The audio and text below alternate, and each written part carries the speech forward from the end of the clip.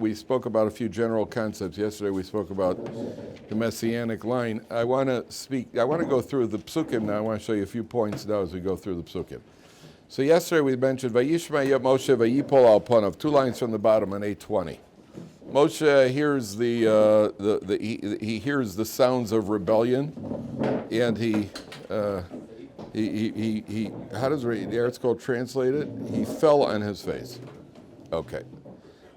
Vaydaber al Korach v'al kol adoso leimor. So Moshe speaks to Korach and his entire congregation. Boker, in the morning, v'yoda Hashem es asher lo v'es hakodosh. Hashem will make known who is his and who is the Holy One. V'hikri v'lov, will draw him near. V'es asher yivchar bo yakri v'lov. And that one he chooses, he is the one he will draw near. So, the irony is that we're talking about Hashem is going to demonstrate, page 820, 822. Hashem is going to demonstrate he's going to draw near. Moshe, you want to take a shtender? You want to be more comfortable? You got Hashem will demonstrate who he's going to draw near. The irony is, if you take a look at the word Korach and you rearrange the letters, Kuf Reish Ches, rearrange the letters of Korach, you get Reish Ches Kuf, which stands for Rachok, far. So we're talking about drawing near, and Korach is already, Korach, your name is an implication that we're going to keep you far. Number one. Number two, what does he mean by, he says, okay, in the morning, Hashem will let us know who he's going to draw near here. So if you take a look at Rashi, so Rashi says, Moshe Rabbeinu wants to, number one, it's always a good idea. When somebody's all bent out of shape and all tzahitz, it's always a good idea, put it off for a little bit, and by the way, in life, you never make the decisions when you're in that situation. In life, if you're ever agitated, if you're ever extreme in any direction, if you're ever extremely happy about something, or if you're ever agitated about something, that's not the time to make a decision, because that's not reality. Life is actually lived in 5 zones. There are 5 zones for life. The middle zone is when everything's basically okay. The good is when you're actually getting paid more than you really deserve for your job. Not getting rich, but you're getting paid more than you really deserve. And your mother-in-law just left after an extended visit, or she canceled her trip. And what do you got? Your team just won, right? And you moved from Toronto, right? So that's a sorry, that was a slip. Sorry, it was a slip. And no, it wasn't a slip. It was absolutely intentional. Sorry. Look how sensitive these guys are. Yeah, I'll tell you. So if you just put the puck in the other guy's goal, you wouldn't have a problem. So life. That's 2 zones. There's the basic. Yeah, things are decent. Things are okay. Things are good. And then there's sometimes things are just a hassle. It's like it's a hassly week. I had a hassly week last week. I call it grunchy. I had a grunchy week last week. Somebody couldn't find, somebody, that didn't do something they were supposed to do. The bus never showed up. Somebody, one of those little annoyances type of week. Okay, that's where life is normally lived. Once in a while, Rahman al-San, something really bad happens. And once in a while, something really good happens. You never make decisions when you're on the extremes, because that's not where life is lived. When a person is really upset, the boss said something to you, somebody said to you, that's it, I'm changing my job. You never, walk away. Just walk away. Don't do anything at that point, because that's not how you really feel. You're just irritated. When you're in these areas over here, then you can make rational decisions. And if something excellent, something really good happens, you also don't make, because life, that's artificial too. Life is never, that's why there's a rule. If it's not good, you could try to change it to good. But you don't change good to great. If you're in a good situation in life, don't try changing it to great, because nothing stays great. The best it's going to be, you're lucky if it's good for a while. Great, nothing's great for just great. The only ones who are great are kids who are about 4 years old. They live life like it's great, right? In very extreme, because if they're not great, then they're crying. Adults are more, been there, done that, okay, it's not nothing to get excited about. So the first thing Moshe Rabbeinu wants to do is, let's put this all off for tomorrow. The guy's agitated, the guy's all out of control over here, the guy's consumed by his envy. Let's see what happens, Boker. Let's see if we can wait till tomorrow morning. That's the first strategy. The next step, Moshe Rabbeinu, take a look at Rashi. Because there's what Rashi says, and there's a much deeper idea here. 2 lines from the bottom, left column on page 820. 2 lines. If you find it, please show the person next to you. Boker v'yoda, says Rashi, Ata es shichrusu lanu. Right now is the time of drunkenness. It doesn't mean literally mean drunkenness. I mean people have drunk as they drink wine with dinner. V'lo nochal le'eros lefanov, and we shouldn't go and appear before Hashem right now. V'hu haya miskaven lidchosa. Moshe Rabbeinu's intent was to put it off. Shema yachzru ben, because maybe they'll turn back. And then top of the next page. Boker v'yodas Hashem lo. Take a look at 3 lines in. Umedrasho. The Medrash says like this. Boker. Amar le Moshe. Moshe was saying to Korach the following. When he mentioned morning, tomorrow morning, he was saying the following. Gvulos chalak HaKadosh Baruch Hu be'olam. Hashem has made boundaries in his world. Yecholim atem lahafoch boker le'erev. Can you change morning to night? You can't change morning to night. Kain tochlu levatlo zeh. To the extent that you'd be able to change morning to night, that's about how much of a chance you have changing these appointments that came from God. You're upset about the appointments of prestige and honor. You have no chance to change that because you have no chance to change morning to night. Shenemar vayi'erev vayiboker. That's the kach vayibod elaro nakdisho. Okay, that's what Moshe Rabbeinu is saying. He's trying to tell Korach, listen, none of this came from me. You're accusing me of being of chasing prestige and honor. Do you remember when Moshe Rabbeinu was told by God that he's supposed to be the leader of the Jewish people? What was Moshe Rabbeinu's response? Please no, please no, please no, to the point that Hashem got upset with him.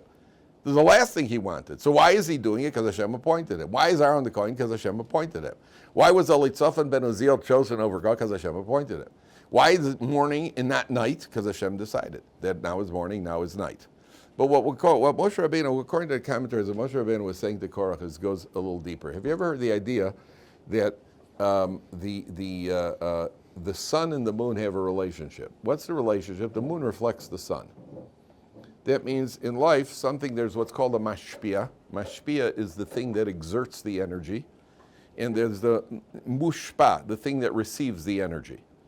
Almost every action of life is like that. If you take your fork and you stab it into a piece of food, that's the mashpia. The food's the receiver. You put it into your mouth, that's the mashpia. You're the receiver. Everything in life is like, if you take a pen and you start writing on paper, there's an energy and there's the receiver of the energy. I don't call the energized. I don't know what the correct word would be if there is such a word that exists.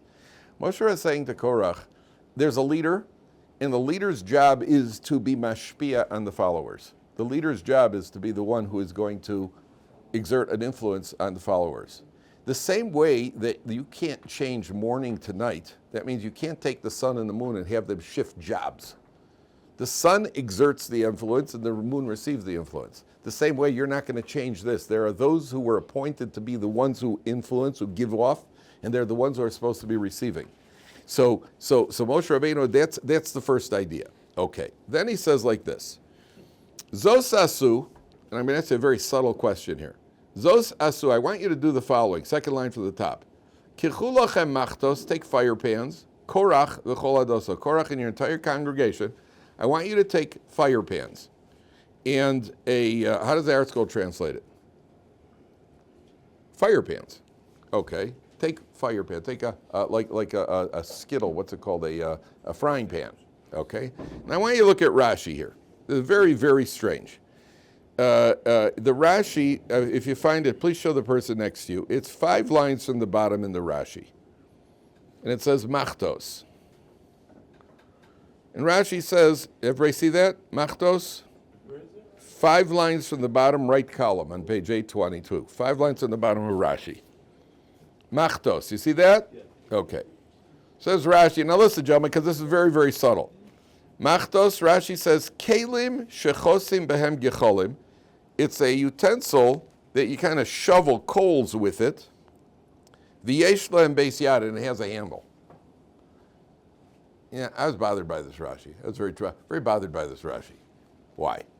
Because first of all, a machta. First, you know what a machta? You know what a fire pan is? You know, it almost looks like a shovel with sides, and you kind of if you shovel the coals with it. You know, now Rashi tells us what is it?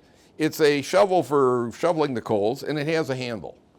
Now there are two problems here. Number one, we've had machtos in the Torah before. Machtos has appeared twice before in Parsha's Truma and by Nadav and Avihu, and it never says anything about a handle.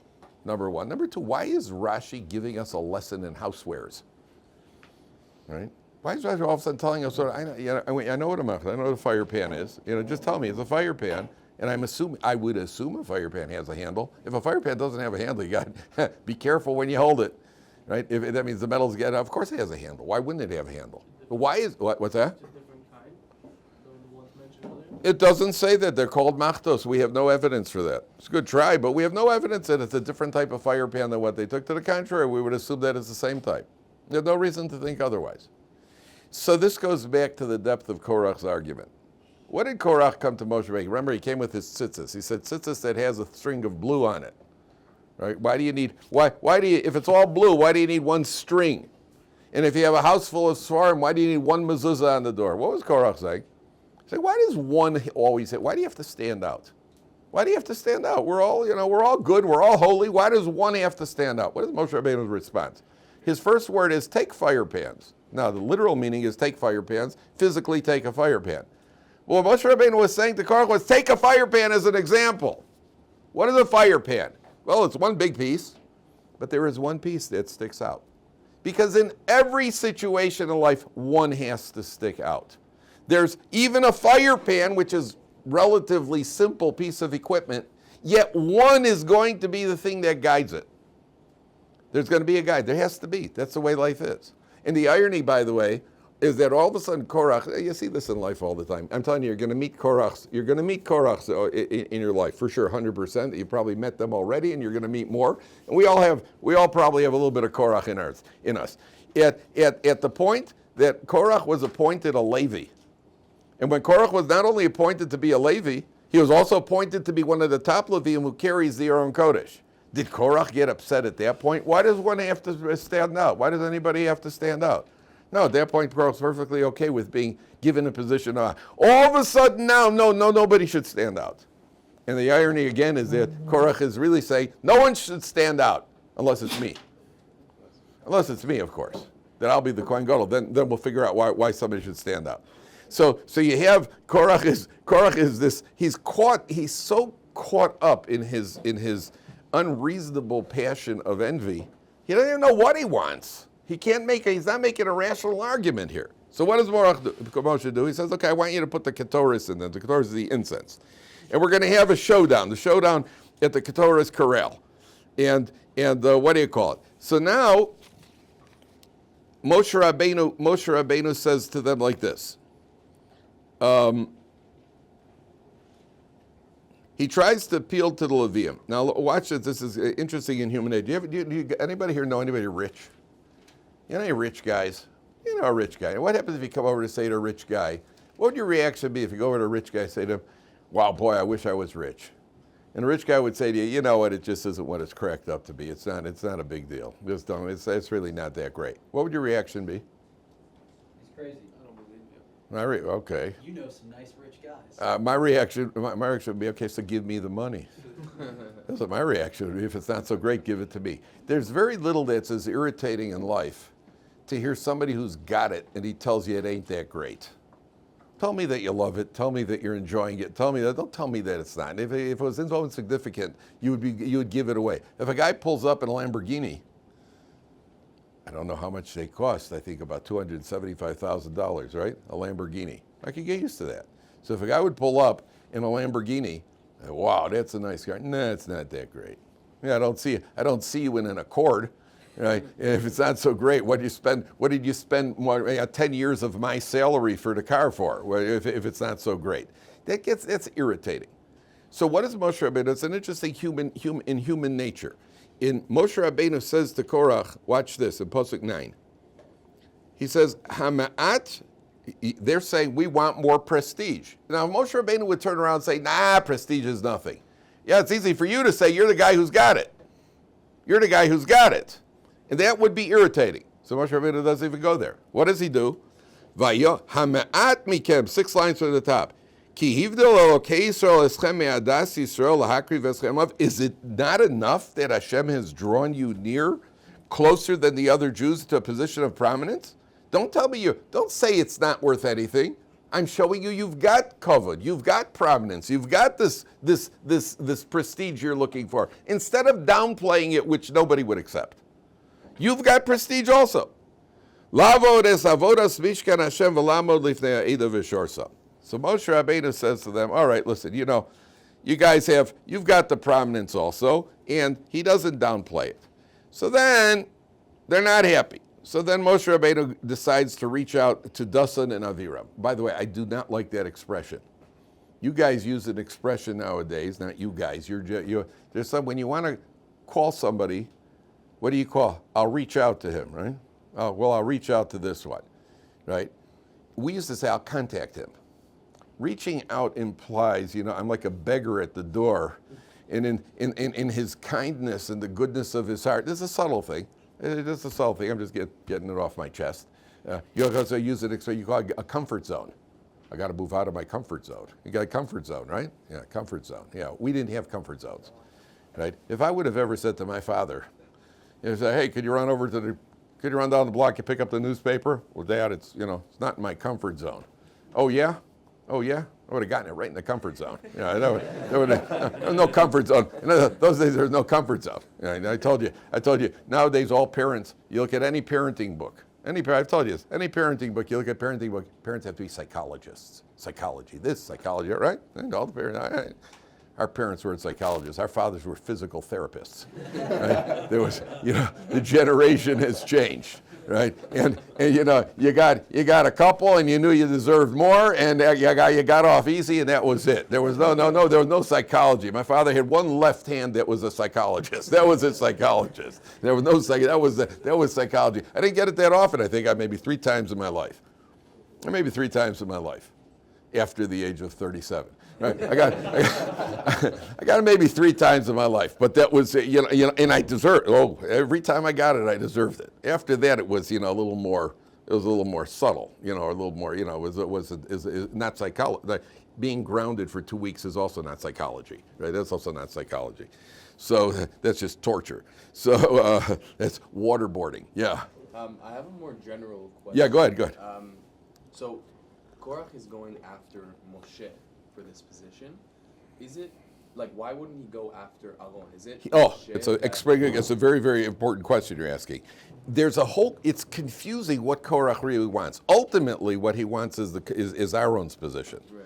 Ultimately, what Korach really wants is Aaron. He's trying to rip down Moshe because he wants Aaron's position. He's upset that Aaron's got the position. None of it makes sense. And all of which, because he was overlooked, none of this would have happened had he gotten the promotion that he wanted originally. None of this would have happened. So ultimately, the commentaries understand that what he's really after is to be the high priest. It's to be the Kohen Gadol. That's what he really wants. So he's ripping down Moshe because what he wants is, listen, Moshe's claiming the appointments came from God. If I could show that you're illegitimate, that means all your appointments are illegitimate. So then we could start from scratch. We could shuffle the deck differently. So Moshe appoints the Kohen Gadol. Moshe, but only because Hashem said so. Right. A direct what do you call it? You know what the other irony is? Why was Aaron, gentlemen? Why did Aaron get to be appointed Kohen Gadol? Does anybody remember? Why was Aaron appointed as Kohen Gadol? This is also one of the frustrations of life. Why was Aaron appointed Kohen Gadol? Because Moshe, not just because Moshe. What? He was happy for Moshe Rabbeinu. That means Aaron's the older brother. Aaron is the older brother. He was the leader of the. Remember, Moshe Rabbeinu ran away from Egypt because he had killed the Egyptian. And who thinked on him? Dasan and Aviram. The same Dasan and Aviram, they were the ones who ratted out Moshe Rabbeinu to Paro. So he had to run away from Egypt. He had to run away from Mitzrayim. And he was away for 40 years. So who was the leader in Egypt for those 40 years? Aaron. Now, and he's a prophet. And also, Moshe Rabbeinu is living with his father-in-law Yisro over in Midian, and he goes out to the desert, and he sees the burning bush, and Hashem says, okay, I want you to lead the Jewish people out of Egypt. You're going to be the leader. Now, to have your younger brother, what do you call it, exceed your accomplishments, that hurts. That hurts. You know, Aaron's the older brother. Now Moshe, the younger brother, is going to be appointed the leader. Not only he's going to be promoted to a higher position, he's going to be given his position. How would you, did any of you ever play on a basketball team or on a sports team? Did you ever play on a what do you call it? And you're pulled, you know, you were a starter, and now they bench you and they put somebody. How's that feel? That feels so good. I'm just so happy. I hope this guy does well. I hope he does well. He'll be what do you call, embarrasses himself like crazy so you can get back in. That's what you're really hoping for. So Moshe Rabbeinu, Aaron is yanked. Moshe Rabbeinu gets ahead of him. And what's Aaron's reaction? Moshe Rabbeinu says, Hashem, please, no, I can't do this to my brother. I can't do this to my brother. I can't take the position. My brother's going to be devastated. What does Hashem say? No, Moshe, it's not like you think. Viracha, the Torah says 3 words. Viracha v'samach b'libo. He'll see you and he'll rejoice in his heart. And when Aaron, because he rejoices in his heart for his younger brother's success, which, by the way, gentlemen, is probably the hardest thing in life, is to be happy for other people's success. Because he rejoices for you, so he merits to wear the chest plate, the choshen, that goes on the heart of the Kohen Gadol. That's why he became the Kohen Gadol. It was his lack of jealousy. Now listen to the irony. So it's the lack of jealousy that qualifies you to be the Kohen Gadol. Right? Now what does Korach want? He wants to be the Kohen Gadol. Why? Because he's jealous. Disqualified. Disqualified. I had a friend who was an Israeli guy. So he was telling me about the Israeli Air Force. I wanted to go to the Israeli Air Force. I want to be in the Air Force. I'm a coward. I'm afraid of heights. And my eyesight's not very good, but I still wanted to go to the airport. And I know nothing about technical skills, but I want to be a pilot. And they would say, no, you're not qualified. Why? Not fair. That was a Korach. You're not qualified. You're not qualified. You could drive a Jeep, right? You could drive a Jeep, right? But you can't get up in an F-16. You can't get up in an F-35 and fly the most sophisticated aircraft. You can't even, you're afraid to jump on your bed. How are you going to go fly an F-30? You understand? You're inherently disqualified. So I had a friend, an Israeli guy, he told me that in the Air Force, because these pilots are the pick of they're the cream of the crop. And they have to be multi-talented. They've got to be, they have to, first of all, when you're traveling at twice the speed of sound, you have to not lose your, what's it called? They go through all these physical tests, they go through emotional tests, they go through intellectual tests. It's a rare package. It's a rare package to become a pilot. So he told me that when they're in the Air Force, periodically they test them. So for example, he gave me one example, this is one of many. He says a guy will tap a guy on the shoulder. He says the commander wants to speak to you in the office. So the guy knocks on the door, hears a voice, come in. So he walks in and the commander says, you didn't close the door. If he turns around to check, then he's not going to be flying a plane. You can't not be sure if you just shot off a missile or not. To take out a city. You got to be sure about these things. So if he turns around to check, that means he's missing some level. You understand? It's some level of confidence. You were reduced. If you say to the commander, "I did close the door," then you're also not qualified because that's not how you talk to a commander. So it means you're missing something. There's only one correct response. What is it, guys? Anybody want to go in the Air Force? What's the correct response? Huh? What's the correct response? You close it. Oh yeah. And you're not going into a plane. You're going into the clink. Yeah. I try that. Yeah. There was one correct response. Sir, I closed the door, but if you want me to go back and check, I will. Now, if you say the wrong thing, you can't turn around and say to them, "Oh, sorry, next time I'll say the right thing," because that's not the test. The test is checking your inherent capabilities. It's not checking for a right. So it's like studying for a blood test. It's not a what do you call it? A given answer. We're checking for something if you've got the natural skills. So what's one of the natural skills to be the Kohen Gadol? That you're not jealous. What does Korach want? Boom! As soon as you say the word want, you're finished. You can't want the position. You understand? What a catch-22? So the minute it looks good to you, I'm disqualifying myself. Well, that's no fun. So then how do I get to want something by not wanting it? You understand what kind of knot he's in? That's the irony of why Korach is inherently disqualified from being the Kohen Gadol. It's remarkable. Okay, that's why he's rochok. So then Moshe appeals to Dasan. Now watch this chutzpah. Look at this chutzpah. 4 lines from the bottom. Vayishlach Moshe likro leDasan v'la'aviram b'nei Eliyav. Moshe sends to call Dasan and Aviram. They're the rabble-rousers with Korach, and they're the ones who've been the thorn in the side all along. Now right there, by Moshe Rabbeinu summoning them, he's offering them prestige. You know, it's like, I was invited to the White House. Can you imagine if you were invited to the White House, if you ever invited to the White House, or if you're invited to what do you call it, what's his name? Prime Minister of Canada, what's his name? Trudeau.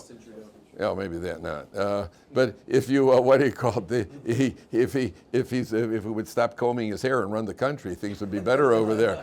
But if what do you call it? If you're invited to the White House, you're invited. You know, you tell people about that. You know, that's hey, you know, I got invited to the White House. You're invited to Moshe Rabbeinu. Moshe Rabbeinu wants to. He's doing this. He says he sends the messenger. Please invite Dasan and Aviram. So he's, you know, okay, guys, I'll give you a little bit of covet. I'll give you a little bit of honor. Give you a little prestige. Vayomer lo na'ala, we're not coming up to you. And the Medrash says that was a prophecy. We're not coming up. Where are they going? They're going down. Yeah, they're going down. Right? And not only they're going down when the earth opens up later and swallows them, they're going down. It's a prediction that they're going down to Gehenna. And they're never coming up. Yeah, do you know that we on Simchas Torah, you ever been in shul on Simchas Torah, we start dancing when they say, Moshe emes v'toraso emes, everybody jumps up and down. You know why we do that? You know why we do that? Moshe emes, they throw the kids up in the air. You ever seen that? They toss the kids up as high as they could. Sometimes the kids come back down. You know, they toss them up, and they, Moshe, you know why? The Gemara says that Rabbi Bar Chana was traveling through the desert. And he saw, the Gemara in Baba Basra says, Rabbi Bar Chana was traveling through the desert, and he met an Arab tour guide. And the Arab said to him, let me show you where Korach and his congregation were swallowed up in the earth.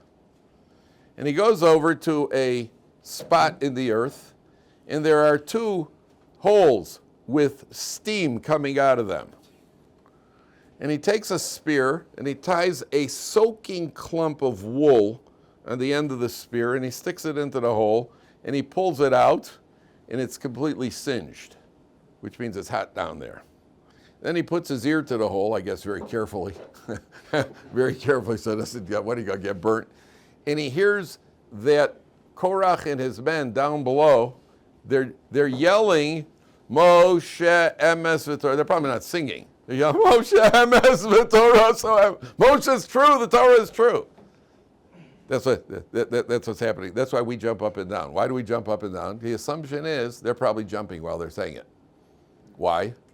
Because when you're standing on a hot tin roof, you jump up and down, and if you're in your bare feet, you keep jumping. I once saw. You know how they once read. I didn't see it. I once read how they train bears. They bring the bears out in the circus and they start playing music and the bears start dancing. You know how they train them? So I once read they put them on a bed of hot coals and they play the music. So while they're playing the music, the bears are jumping up and down because their feet are burning. So then when they hear the music, they make an association. That's how they jump up and down. That's how they get the, what do you call it? I'm only telling you I read it. I didn't do it. You know, it wasn't me. I'm just telling you, I didn't do that to my kids. You know, I'm just telling you that I read it. So then look at the chutzpah. They say to Moshe, no, we're not coming up. And that's a negative prophecy, which they don't even know what they're saying. Then they say to Moshe Rabbeinu, it's not enough you took us out of a land of milk and honey? Oh yeah, Egypt was just a party. Kind of chutzpah. You took us out of a land of milk and honey? You're going to lord yourself over us? Now I want to show you something remarkable. First of all, there is a source that says these 2 became wealthy in Egypt. Probably because they were close to the king and but eventually they lost their money. So that's why they called it a land that flows with milk and honey, money, right? Egypt for them was a land of milk and honey. So that number 1. Number 2, The first time we hear this expression of milk and honey, when is this milk and honey expression? It's in the previous Parsha with the spies after the Jewish people are told you're going to lose 40 years in the desert now. So this is a negative reminder. These guys are good, by the way. Dustin and Aviram are good, because they say, oh, it's not enough. You took us out of land of milk and honey. Yeah, and he didn't bring us into the land of Israel. And everybody in the congregation is, milk and honey, 40 years. It continues. It helps to agitate the people further. And then take a look at the word tistarer. See the word tistarer? You lord yourself over us. The numerical value, you know what gematria, you know what the system of gematrias is, right? Where you take a letter, the numerical value of a letter. This word tistarer, which is to lord, listen to this irony. This is the longest or the highest numerical word in the Torah. Tistarer, you got two toughs in there. 400, 300, 400, 200, 200. And it's ironic, that's the word, tistarer, is to lord yourself over us. It's What does that mean? to lord yourself over, to promote yourself over us, which in the word, it fits. That the highest number fits the word. That's just the magic of the Hebrew language. So, Dustin and Aviram, they say, listen, we're not, what do you call it? We're not giving in to you, we're not coming up to you. So look what Moshe Rabbeinu says, this is also strange, and this is the main point I want to get to today. Vayichar LaMoshe Me'od, Moshe gets very upset. Second line to the top, 824. Vayomer el Hashem el tefen el minchasam. Please don't turn to their offering. Even if they have any merit whatsoever, please, please Hashem, reject it. Lo chamor eched mehem nasasi. I never did take one donkey from these people, even if I would have been entitled to. V'lo harayosi ezachem. I never did anything bad to them. Moshe Rabbeinu says, listen, I have a merit. Don't listen to them. Don't accept their offering because I have a merit. What's my merit? I never took a donkey from the Jewish people. That means when Moshe Rabbeinu was coming to Egypt, he had a right to say, listen, I'm coming to service the community. The community should provide me with transportation. He took his own transportation, and he never did anything wrong to anybody. Now, I want to ask you a question. What else did Moshe Rabbeinu do? What else did Moshe Rabbeinu do? And when you think of Moshe Rabbeinu, what do you think of? What's the first thing you think of? That he used his own donkey? Redeemed everyone from He redeemed everybody from Egypt, went up to the mountain, didn't eat for 40 days and 40 nights, split the sea, brought plagues, had a hassle with the people for 40 years. So when Moshe Rabbeinu wants to cite his merit, he says, listen, I'm pulling some merit right now. You know what? I never took a donkey from the... That's the best he could do. That's the best you could do. I never took a donkey. That's what you think of. So why does Moshe Rabbeinu mention that? One second. Let me. You have an answer? What do you say? What's your name again? Eyal. Eyal. What do you say? I think it's because he probably attributes things that happened to God, and that was the decision he made. Good. The other things, he may see himself as an agent or a messenger. Right. Good. That's a good answer. It's a good answer. So there's another answer. In other words, when it comes to splitting the sea, I was just an agent. When it comes to bringing down I'm just an agent. Here, this is my own behavior. Good. I like that. It's a very good answer. There's not. What's that? humility. A little more than humility. He showed the least good of The least guy. I don't want to talk about everything I do. I had a good game. I only scored 31 points. But I'm averaging 57. But I don't know. It could be. So it's based on a Gemara. The answer is based on a Gemara, and this is a principle in life that's extremely important for us to internalize this idea. The Gemara says, remember we spoke about Rabbi Hanina ben Teradion? Rabbi Hanina ben Teradion was one of the 10 martyrs who they wrapped the Sefer Torah around him and they burnt him to death. So Rabbi Hanina ben Teradion was met by Rabbi Yossi ben Kisma. Now the Romans had made a decree that nobody's allowed to teach Torah in public. Nobody's allowed to learn Torah. Nobody's allowed to learn Torah on punishment of death. Penalty of death, nobody can study Torah. Rabbi Hanina ben Teradion assembled large crowds and he taught Torah in public. And he met Rabbi Yossi ben Kisma. Now listen carefully, it's a Gemara. Rabbi Yossi ben Kisma said to Rabbi Hanina ben Teradion, hey, I heard you're in open defiance of the Romans. I hope you're teaching Torah in public. And Rabbi Chanina ben Terah said, well, hopefully Hashem will have mercy on me. Torah has to persevere. And Rabbi Yosef ben Kiz says, yes, I'd be very surprised if they don't take you and burn you to death with that Sefer Torah, because he knew what the Romans were. So Rabbi Chanina ben Terah said to Rabbi Yosef, he said, tell me something, what's my station in the world to come? What's my station in the world to come going to be? So Rabbi Yosef ben Kiz said to him, well, give me an example of your actions. Give me an example of something you did. So Rabbi Chanina ben Terah says, well, you know, one Purim, there was a Purim, and I had some money that I set aside to buy my Purim feast, the banquet at home. And the money got mixed up with some other money that I gave to tzedakah, so I gave it all to tzedakah, and I never reimbursed myself. That means I gave an extra $50 or $100 more to tzedakah than I had planned to. Rabbi Yossi ben Kisto said to Rabbi Chanina ben Terah, and if that's what you did, I hope my station is with your station in the world to come. That's what the Gemara says. What's the obvious question, gentlemen? What's the obvious question? That's the most. What's that? That's the most you've done? If I was Rabbi Chanina ben Terah and you'd ask me, give me an example of something you did if you want to know your station in the world to come, I would say to you, well, I taught Torah in public in open defiance of the Romans at risk of my life. Can you imagine a bunch of, think about the Russian refuseniks before the what do you call it, the Iron Curtain came down. And you say to one of these Russians, give me an example of a mitzvah that you did. And the Russian would say to you, well, yesterday I ate at home and I benched. Yeah, it's a nice thing. But if I was a Russian refuser, I'd say, oh, what did I do? We've been sneaking off to a cellar, all baking matzahs in a cellar, which is prohibited in the Soviet Union, and we have something dramatic. So Rabbi Chanina ben Terah, you risked your life to teach Torah, and when he asks you, give me an example of something that you did, you talk about, my, $20 or $50 or $100 extra that I went to the site. It's a nice thing. But what do you think is a bigger mitzvah? I mean, what's more impressive is defying the Romans, risking your life, and eventually. So why does he say that? The answer is, listen carefully. The answer is, first of all, you know as well as I do. How do you feel if you'd be on a bus and a little old lady gets on the bus and nobody else you get up and you give her your seat? How do you feel afterwards? You feel pretty good, right? Or you see a little old man on the street and you carry a package with him for 2 blocks. How do you feel? Feel pretty good, and you should. How do you feel in the morning when you put on tefillin? Okay. Let's be honest, Joe. Yeah. How do you feel, Shmuel? Like, yeah, all right, okay.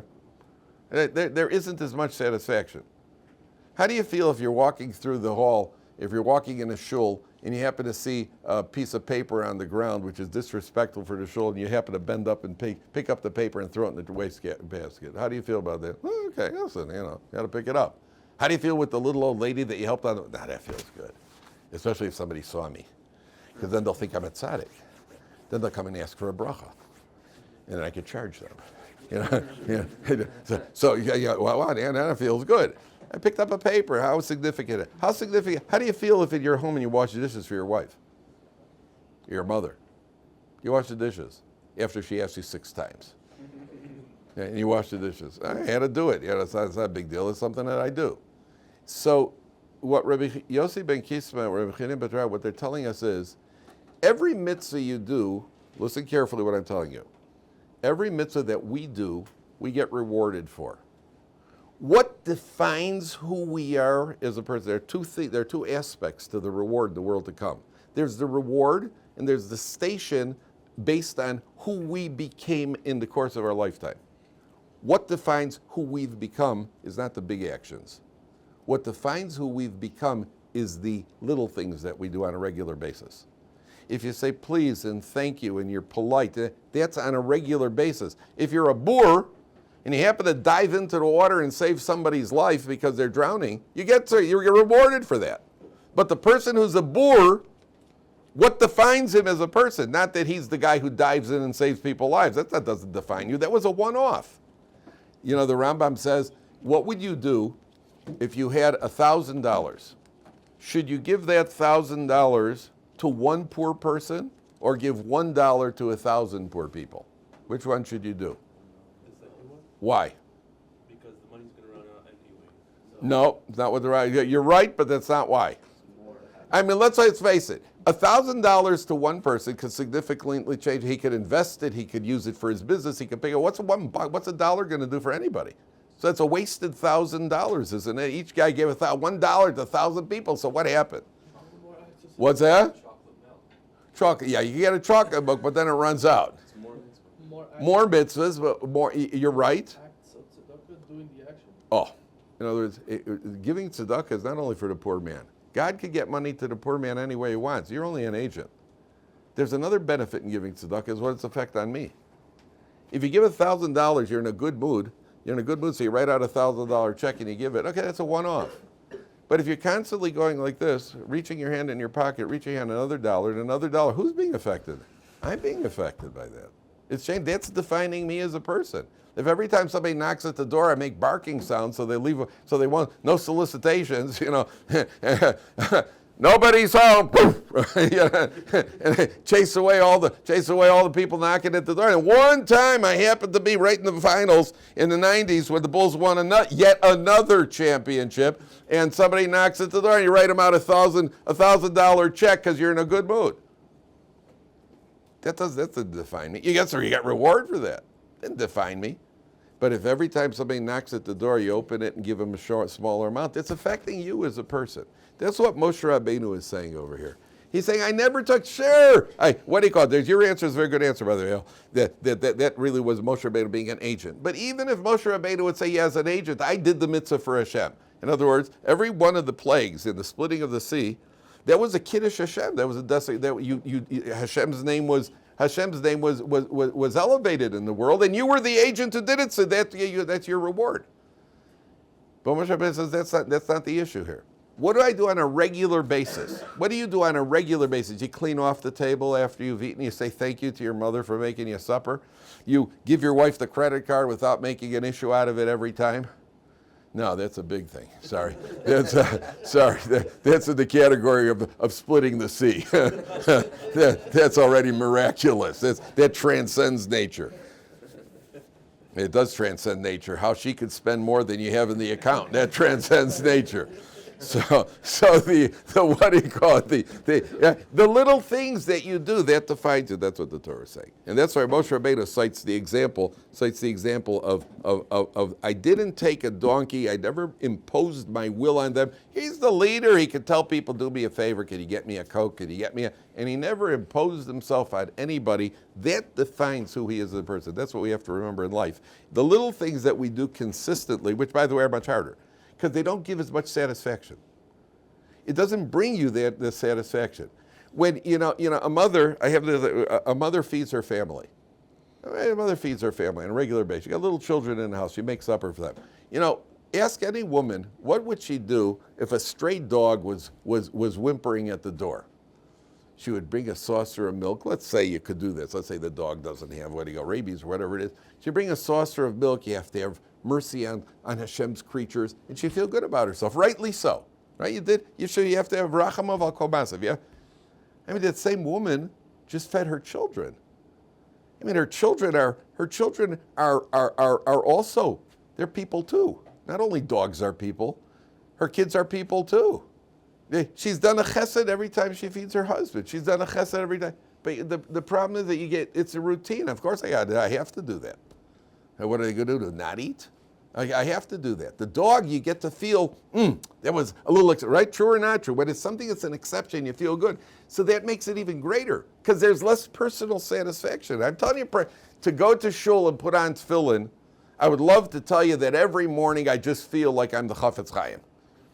And I'm reaching new levels, and I'm only that step below prophecy. I'd love to tell you that, but I can't because it doesn't happen. Half the time I'm yawning until I even get to shul, until I wind out the tefillin. I did it, I don't take it. I'm not as excited about it. But if I'm on the way home from shul, and I see a little old lady and I carry a package for her, right? Then you feel good. I accomplished something. You accomplished something. You just davened. You just put on tefillin.